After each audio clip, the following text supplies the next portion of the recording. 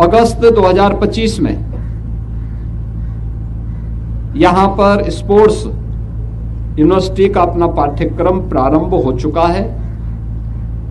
अभी यह सरदार वल्लभ भाई पटेल कृषि विश्वविद्यालय मेरठ में इस विश्वविद्यालय की क्लासेस चल रही हैं, लेकिन नए सत्र में यह विश्वविद्यालय अपने स्वयं के कैंपस में आ जाएगा। इसके उपरांत यहां पे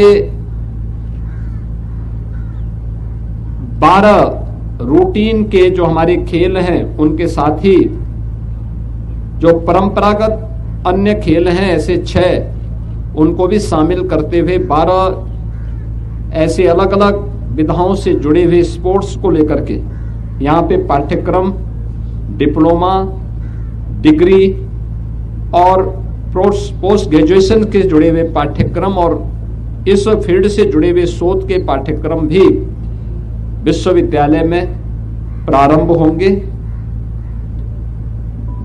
हम लोगों का प्रयास है कि विश्वविद्यालय वर्ल्ड क्लास बने, भारत की खेल सामर्थ्य को वैश्विक मंच पर ले जाने के आदरणीय प्रधानमंत्री जी के विजन को आगे बढ़ाने के लिए अपना योगदान दे सके। और इसके लिए अभी से विश्वविद्यालय के सामने टारगेट भी दिया गया है, क्योंकि एक और केंद्र और राज्य सरकार खेल और खेल संस्कृति को तेजी के साथ आगे प्रोत्साहित कर रही है। विश्वविद्यालय को बहुत स्पष्ट निर्देशित किया गया है कि अच्छी फैकल्टी तैनात हो, पूर्व खिलाड़ियों को कोचेज के रूप में उनकी सेवाओं को यहां पर लिया जाए, एक नई खेल संस्कृति को हम बढ़ावा देने के लिए स्पोर्ट्स यूनिवर्सिटी का उपयोग कर सकें। एक और इस दिशा में प्रयास प्रारंभ हुआ है। दूसरा, विश्वविद्यालय को केंद्र बना करके हर एक कमिश्नरी में एक एक स्पोर्ट्स कॉलेज भी बने, इस दिशा में भी यह प्रयास सरकार के स्तर पर आगे बढ़ चुका है। पश्चिमी उत्तर प्रदेश में खेल के प्रति यहां के बालक और बालिकाओं में बहुत अच्छी रुचि है। अनेक ओलंपियन हमारे पश्चिमी उत्तर प्रदेश से देश के लिए मेडल जीतते हैं। उनकी प्रतिभा को देखते हुए, उनके उत्साह को देखते हुए हमारी सरकार ने यह भी तय किया है कि जो प्राइवेट खेल एकेडमी खेल के प्रोत्साहन के लिए कार्य करेंगे, उन प्राइवेट खेल एकेडमी को भी हम यहां पे खेल के उन एकेडमी को संचालित करने में भी राज्य सरकार अपना सहयोग करेगी। मेरा विश्वास है कि आने वाले समय में हॉकी के जादूगर मेजर ध्यानचंद के नाम पर बना यह राज्य विश्वविद्यालय खेल और खेल संस्कृति को आदरणीय प्रधानमंत्री जी के विजन के रूप में आगे बढ़ाने, विकसित भारत में खेल और खेलकूद के पाठ्यक्रम भी विकसित भारत के अनुरूप दिखाई देंगे। इस विश्वास के साथ आज यहां पर एक कार्य योजना आगामी बनाई गई है। आज विश्वविद्यालय ने अपना लोगो, अपना फ्लैग और विश्वविद्यालय की अपनी एक यूनिफॉर्म आज यहां पे लॉन्च की है। मुझे पूरा विश्वास है कि विश्वविद्यालय खेल और खेलकूद की गतिविधियों को आगे बढ़ाने के लिए एक नया स्टैंडर्ड तय करेगा। यहां पर उस प्रकार के कार्यक्रम प्रारंभ हो चुके हैं और आने वाले समय में यह और एक नई ऊंचाई को पश्चिमी उत्तर प्रदेश के युवाओं को एक नए प्लेटफॉर्म के रूप में प्रदेश का मार्गदर्शन करता हुआ दिखाई देगा। धन्यवाद जी। प्रदेश सरकार ने भी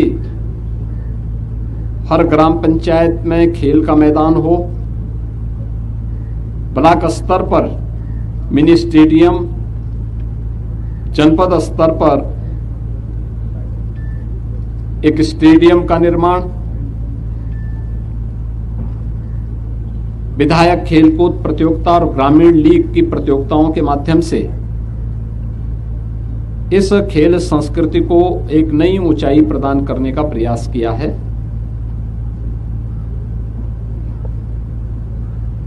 ये हमारा सौभाग्य है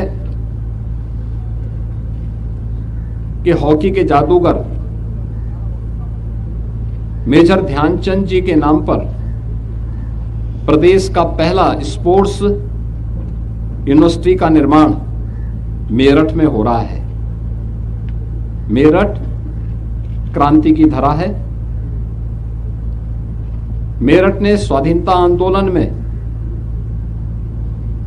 देश की आजादी के लिए एक नेतृत्व दिया था और मेरठ ने ही वन डिस्ट्रिक्ट वन प्रोडक्ट में स्पोर्ट्स आइटम को अपने जनपद का प्रोडक्ट भी बनाया। तो स्वाभाविक रूप से मेरठ का सबसे अधिक अधिकार बनता था स्पोर्ट्स यूनिवर्सिटी पे, और इसीलिए हम लोगों ने यहां पर सरधना में गंगा नहर के किनारे 90 एकड़ क्षेत्रफल में, जिसमें अभी 10 एकड़ और हम देने जा रहे हैं, यानी 100 एकड़ क्षेत्रफल में प्रदेश के पहले स्पोर्ट्स यूनिवर्सिटी के कार्य का शुभारंभ किया। आदरणीय प्रधानमंत्री जी के कर कमलों से कार्य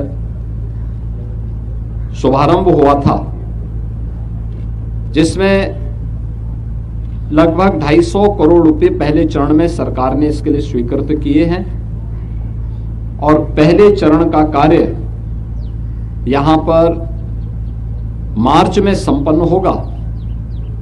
सेकंड फेज के लिए 200 करोड़ रुपए से अधिक के कुछ नए प्रोजेक्ट हम लोगों ने यहां पर दिए हैं, जिसको भी हमें आगे बढ़ाने के लिए मैंने यहां पे कहा है, और मेरा अनुमान है कि 31 मई 2026 तक phase first and phase second के सभी कार्यों को हम आगे बढ़ा सकेंगे।